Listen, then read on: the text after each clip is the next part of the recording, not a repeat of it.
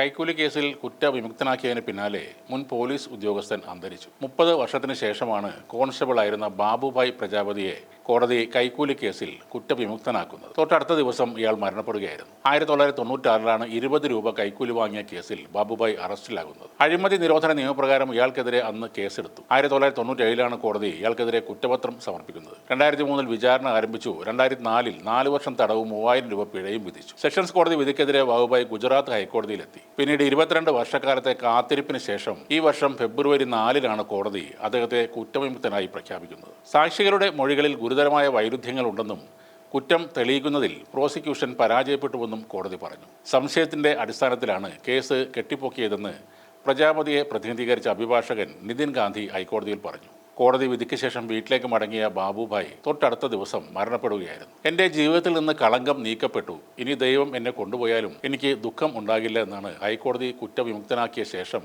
അദ്ദേഹം പറഞ്ഞത്. അതേപോലെ തന്നെ തൊട്ടടുത്ത ദിവസം അദ്ദേഹം ഈ ലോകത്തോട് വിട പറയുകയും ചെയ്തു. താൻ കൈക്കൂലിക്കാരനല്ല, തെറ്റുകാരൻ അല്ല എന്ന് ലോകത്തിന് മുന്നിൽ തെളിയിച്ച ശേഷമാണ് ബാബുഭായ് മരിക്കുന്നത്. നീതി ലഭിക്കാൻ വൈകുന്നത് കൊണ്ട് നീതി നിഷേധിക്കപ്പെടുന്നു എന്ന് മാത്രമല്ല, അത് നീതിയെ തന്നെ നശിപ്പിക്കുന്നതിന് തുല്യവുമാണ്. വിധി ഇനിയും നീണ്ടുപോയെങ്കിൽ ഒരുപക്ഷെ കുറ്റക്കാരനായി മുദ്രകുത്തപ്പെട്ട് മരിക്കാൻ തന്നെയാകും അദ്ദേഹത്തിന് കഴിഞ്ഞിരിക്കുക. പലപ്പോഴും പല വ്യാജ ആരോപണങ്ങളും കേസുകളും നമ്മുടെ ജീവിതത്തെ ബാധിക്കാറുണ്ട്. പണ്ട് പ്രളയകാലത്ത് 70 രൂപ ഓട്ടോ കാശ് കൊടുക്കാൻ ഇല്ലാതെ സഖാവ് ഓമനക്കുട്ടൻ ദുരിതാശ്വാസ ക്യാമ്പിലുള്ള നാട്ടുകാരിൽ നിന്നും പൈസ വാങ്ങി നൽകിയതിന് ഒരാഴ്ച ഇവിടെ ചാനൽ ചർച്ചകൾ നടന്നിരുന്നു. മനോരമയും മാതൃഭൂമിയും അത് ആഘോഷമാക്കി മാറ്റിയിരുന്നു. അന്ന് ദുരിതാശ്വാസ ക്യാമ്പിലേക്ക് അരി വാങ്ങിക്കൊണ്ടുവരേണ്ട ചുമതല ചേർത്തല സൗത്തിലെ റവന്യൂ അധികൃതർക്കാണ്. ക്യാമ്പിൽ ആഹാരപദാർത്ഥങ്ങൾ തീരുമ്പോൾ അംഗങ്ങളോ ചുമതലപ്പെട്ടവരോ നേരിട്ട് വില്ലേജ് ഓഫീസിലെത്തി ഇന്ത്യൻ കൈപ്പറ്റി അരി വാങ്ങി ക്യാമ്പിലെത്തിക്കുന്ന രീതിയാണ് നടപ്പിലാക്കുന്നത്. ആ പതിവ് വെച്ചാണ് അരി തീർന്നപ്പോൾ ഓമനക്കുട്ടൻ പോയി അരി വാങ്ങിക്കൊണ്ടുവന്നത്. പൊതുപ്രവർത്തകനാണെങ്കിലും അദ്ദേഹം അന്ന് ആ ക്യാമ്പിലെ ഒരു അംഗമാണ്. അദ്ദേഹത്തിന്റെ കയ്യിൽ ഓട്ടോ കൂലി കൊടുക്കാനുള്ള പൈസ ഉണ്ടായിരുന്നില്ല. അങ്ങനെയാണ് ഓട്ടോക്കാരന് കൊടുക്കാൻ